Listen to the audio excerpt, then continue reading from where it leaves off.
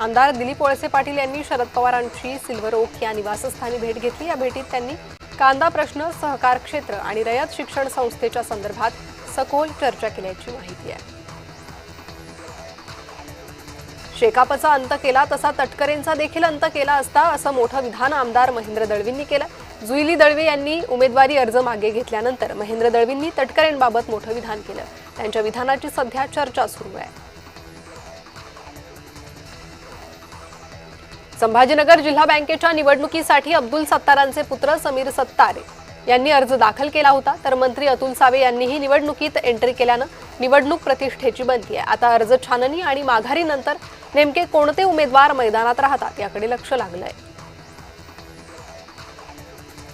अमरावतीत अपक्ष उमेदवार विप्लव बाजोरिया यांचा अर्ज बाद झाल्यानंतर जिल्हाधिकारी कार्यालयात बाजोरियांनी वाद घातला होता। या प्रकरणी बाजोरिया पितापुत्रांवर गुन्हा नोंदवला होता।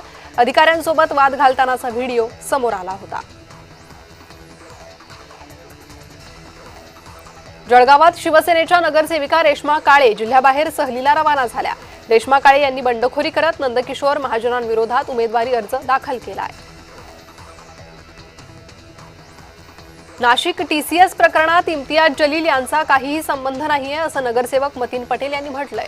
पालकमंत्री जलील यांच्यावर प्रेम आहे म्हणून वारंवार त्यांचं नाव पालकमंत्र्यांचं जलील यांच्यावर प्रेम आहे म्हणून वारंवार त्यांचं नाव घेत असतात असं म्हणत मतीन पटेलांनी संजय शिरसाट यांच्यावर टीका केली आहे।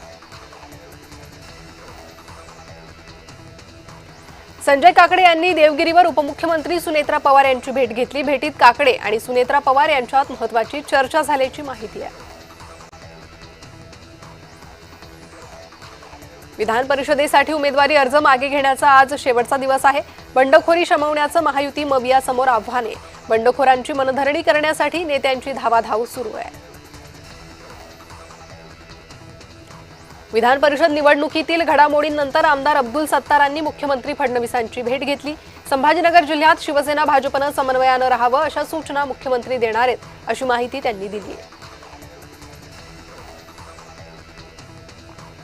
चंद्रकांत पाटील यांनी वाढदिवसानिमित्त नम्र आवाहन केलंय। वाढदिवस पुष्पगुच्छ भेटवस्तू आणणं टाळावं, त्याऐवजी हा खर्च समाजातील गरजू घटकांच्या मदतीसाठी किंवा विविध सेवा उपक्रमांसाठी करावा असं आवाहन त्यांनी केलं।